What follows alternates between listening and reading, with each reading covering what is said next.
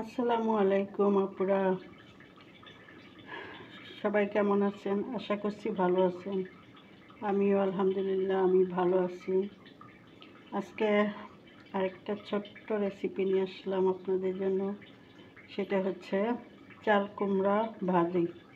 চাল কুমড়া নর্মাল ভাজি তো সবসময় খেয়ে থাকি, তো মাঝে মাঝে আমি এইভাবে ভেজে খাই ভাত দিয়ে, খুব ভালো লাগে। আপনারা করে দেখবেন বাসায়, ভালো লাগবে। তো সেই জন্য আমি দেখেন চাল কুমড়াগুলিকে পাতলা পাতলা স্লাইস করে কেটে নিয়েছি। পাতলা হলে তাড়াতাড়ি সেদ্ধ হবে।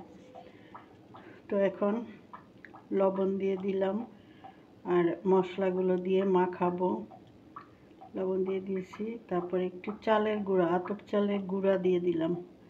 তাতে কি হবে, জিনিসটা মচমচা হবে, একটু ক্রিস্পি টাইপের হবে, খেতে ভালো লাগবে। চালের গুঁড়া দিয়ে দিলাম, তারপর দিলাম হলুদ গুঁড়া, তারপরে এখন দিয়ে দিব হচ্ছে মরিচের গুঁড়া, 1 চামচ করে সব দিয়ে দিব। তো হলুদ মরিচের গুঁড়া দিয়ে দিছি। এখন হচ্ছে এখানে আমি একটু ধনিয়ার গুঁড়া আর জিরার গুঁড়া দিয়ে দিব, 1/2 চামচ করে জিরার গুঁড়া দিয়ে দিয়েছি। এবার একটু ধনিয়ার গুঁড়া দিয়ে দিব,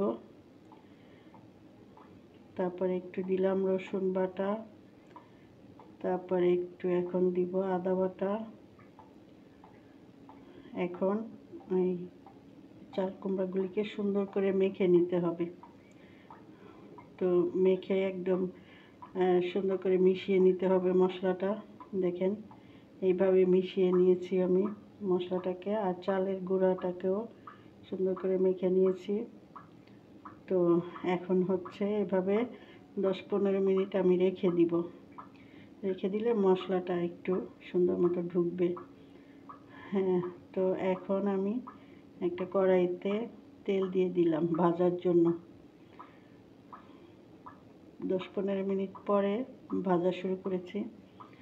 তো ভাজার জন্য এখন কড়াইতে চাল কুমড়াগুলি একটা একটা করে দিয়ে আমরা ভাজবো সুন্দর করে।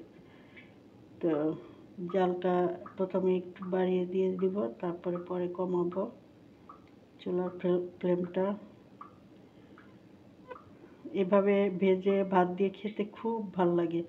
ইভেন বাচ্চারাও খেতে চায় এটা, এই ভাজাটা বাচ্চারাও খায়। কেমন ওদের কাছে মাছ ভাজা এরকম একটা ব্যাপার হয়, খেয়ে ফেলে ভাত দিয়ে। এমনি কিন্তু সবজি খেতে চায় না বাচ্চারা। তো একটু যদি অন্যরকম করে ভেজে টেজে দেওয়া যায় তাহলে হয়তো বা সব বাচ্চারাই খাবে। তো আর বড়দের কাছেও ভালো লাগে ভাত দিয়ে খেতে, এটা তো খুবই ভালো লাগে। আমরা যেরকম বেগুন ভাজা খাই, তো এটাও ভেজে এভাবে খাওয়া যায়। তো সবাই যারা খান তারা তো খানই, আর যারা করেন নাই কখনো তারা করে দেখবেন। তো ভাজা হয়ে গিয়েছে দেখেন আমার একবার।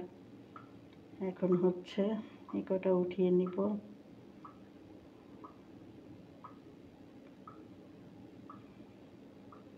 উল্টে পাল্টে একটু আরেকটু মশমশা করে নিয়ে তারপর উঠায় নিব।